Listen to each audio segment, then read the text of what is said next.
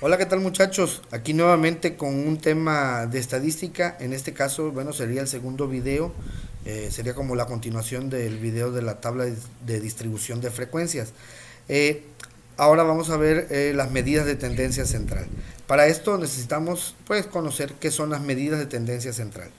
Como su nombre se los indica, las medidas de tendencia central son aquellos datos que representan una muestra o una población dado un ejercicio. Son todos aquellos datos que representan el común, el promedio. ¿Sí? Son aquellos datos que tienden al centro. ¿Sí? Al contrario de las medidas de dispersión que vamos a ver más adelante, eh, las medidas de tendencia central son, les reitero, datos que tienden al centro, al común. ¿Sí? En cambio, las medidas de dispersión son aquellos datos que se salen de nuestro promedio, ¿sí? Que difieren bastante de los datos centrales. ¿Sí? Por poner un ejemplo, imaginemos una comunidad de pescadores, ¿no? Aquí en Tlacotalpan. Imagínense que de 100 pescadores, a 100 pescadores se les pregunta cuántos kilos de mojarra pescan al mes. Va a haber, obviamente, respuestas variadas. Sin embargo, se saca un promedio, por ejemplo, para conocer un promedio, se saca un dato representativo, ahora sí que, válgase la redundancia, un promedio que es una tendencia central y en base a ese número representa a la población, es un promedio. Sin embargo, vamos a suponer que el promedio de esos 100 encuestados de cuántos kilos de mojarra pescan al mes, vamos a suponer que el promedio esté en 25 kilos. Si por ahí alguno de esos 100 en su respuesta, porque a lo mejor utiliza otras técnicas o no sé, a lo mejor responde que él pesca 60 kilos o 80 kilos al mes, ese dato ya se nos sale, ya es un dato de dispersión, se nos está saliendo de la tendencia del grupo en general, se está saliendo del promedio, es muy distante del promedio. Esto lo comento a manera de ejemplo para que quede un poquito claro, espero que quede claro, la diferencia entre las medidas de tendencia central y las medidas de dispersión. Bien, eh, tenemos que tener en claro que existen datos agrupados y no agrupados. Es decir, las medidas de tendencia central se pueden calcular de dos maneras. Para datos no agrupados, que son cuando son muy poquitos datos, se utilizan un procedimiento muy sencillo para hacer el cálculo, se podría decir algo manual. En cambio, para datos agrupados, que ya son datos en masa para mayor cantidad de datos, se utilizan ya algunas fórmulas. Y algunos elementos, algunas variables de estas fórmulas son tomados de nuestra tabla de distribución de frecuencia. De ahí la importancia de hacerla correctamente. Bueno, estas medidas de tendencia central que vamos a estudiar, de las cuales vamos a hablar ahorita de manera muy rápida, son media, mediana y moda. Primero, para datos no agrupados, cuando son muy poquitos datos, ¿cómo se saca la media? Básicamente es un promedio. Hay una sumatoria y se divide entre el número de casos, ¿sí? Y con eso se obtiene un promedio. La mediana, ustedes tienen una serie de números, como son poquitos números, los pueden ordenar, ¿sí? Y los números que ya ordenados, que estén en las posiciones de en medio y que dividan la serie de números a la mitad, constituyen la mediana, ¿sí? Entonces la mediana de una serie de números ordenados, cuando son poquitos números, constituye, la mediana es el número que se encuentra en la posición de en medio y que divide a la serie en dos partes iguales.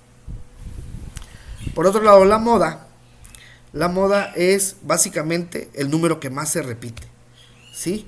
dentro de nuestro ejercicio, dentro de nuestros datos recolectados, aquel número que más se repita va a constituir nuestra moda. Si hay dos números que se repiten el mismo número de veces, se puede decir que el ejercicio es bimodal. Si son tres números los que se repiten el mismo número de veces, hay un empate, se puede decir que el ejercicio es trimodal y así sucesivamente. Si ningún número se repite, se puede decir que en el ejercicio no hay moda. Esto para datos no agrupados. Bien, ahora para datos agrupados, aquí ya tenemos que tener nuestra tabla de distribución de frecuencias, tenemos que conocer la fórmula para cada una de estas medidas de tendencia central y conocer el significado de cada una de las variables que intervienen en las fórmulas. Por ejemplo, para la media se representa con una X y un guión en la parte superior y nos dice que la media es igual a la sumatoria de Fx entre n, donde F es la frecuencia, X es la marca de clase y n es la suma de las frecuencias. Es decir, hay una columna, si no mal recuerdo, que fue creo la última que vimos por ahí en clase, que es Fx, es decir, es la multiplicación de la frecuencia por la marca de clase.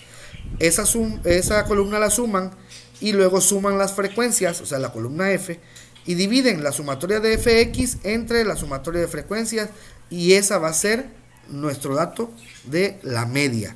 Muy sencillo, ¿sí? Ahora, para la mediana, la fórmula nos pide un límite real inferior de la clase mediana. Y ustedes se preguntarán, ¿y cuál es la clase mediana? Se los puse aquí, en estas letras rojas, ahí en medio, está cómo saber cuál es nuestra clase mediana. Bueno, ¿cómo se hace?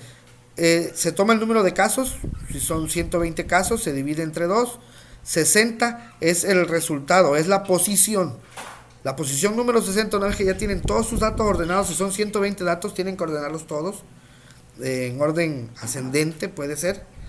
Y el dato que esté en la posición o en la casilla número 60, ese dato que esté ahí es el que se va a buscar en los intervalos de la columna de la tabla de distribución de frecuencia que se llama así, intervalos. Una vez que ubiquemos en qué clase va ese dato que estaba en la posición 60, como el ejemplo que les estoy diciendo, es donde en la clase que encontremos ese dato, dentro de esos intervalos, va a ser nuestra clase mediana, ¿sí? Otra vez, toman el número de casos, lo dividen entre 2 y eso les va a dar la posición, es la posición, en donde va a estar ubicado el número que vamos a buscar después, ¿sí? ¿En dónde lo vamos a buscar? En nuestra columna de intervalos de nuestra tabla de distribución de frecuencia. Y en el renglón donde encontremos ese dato, ese renglón va a ser nuestra clase mediana. Entonces, la fórmula de la mediana nos pide límite real inferior de la clase mediana. Como ya ubicamos nuestra clase mediana, pues ubicamos también su límite real inferior, ¿sí? Luego, n, que es la sumatoria de frecuencias o número total de casos, ¿sí? Entre 2, menos phi, que es la frecuencia acumulada anterior a la clase mediana. Es decir, la frecuencia acumulada, la FA, anterior, la del renglón antes, a nuestra clase mediana. Luego F mediana, que quiere decir la frecuencia de la clase mediana. Aquí está. Y por último C, que todos lo conocemos como el ancho de clase. Luego, y por último, tenemos la moda. En la moda nos pide límite real inferior, en este caso, límite real inferior del intervalo con mayor frecuencia. Es muy sencillo. De nuestra columna F, el que tenga el mayor número, de ahí vamos a tomar nuestro límite real inferior, ¿sí? Y esa misma clase, ese mismo renglón, donde esté la F con el mayor número, va a ser precisamente nuestra clase modal. Luego nos pide delta 1, que es la diferencia de la frecuencia modal menos la frecuencia de la clase inferior inmediata. Aquí la tenemos. Delta 1 es igual a frecuencia modal, ¿sí? O sea, la frecuencia mayor menos la frecuencia inferior inmediata, ¿sí? La frecuencia inferior inmediata, es decir, la frecuencia del renglón anterior. Y delta 2 es la diferencia de la frecuencia modal menos la frecuencia de la clase superior inmediata. Es decir, aquí en lugar de irnos a la anterior, nos vamos a la que está a la posterior. Es decir, es nuestra frecuencia modal, la más alta, menos la frecuencia de la frecuencia superior inmediata de la clase o del renglón inmediatos, el que va después, no el anterior, el posterior. Y por último, también nos pide esta fórmula, la C, que es el mismo ancho de clase. Entonces, espero que puedan, que haya quedado claro, que entiendan cada una de estas fórmulas, cada una de sus variables. Aquí está la descripción, cómo tienen los diferentes elementos que se les pide. Cualquier duda, ya saben cómo contactarme, ya tienen por ahí mi número celular y practiquen, hagan ejercicios, vean los videos que por ahí ya les envié sobre estos mismos temas.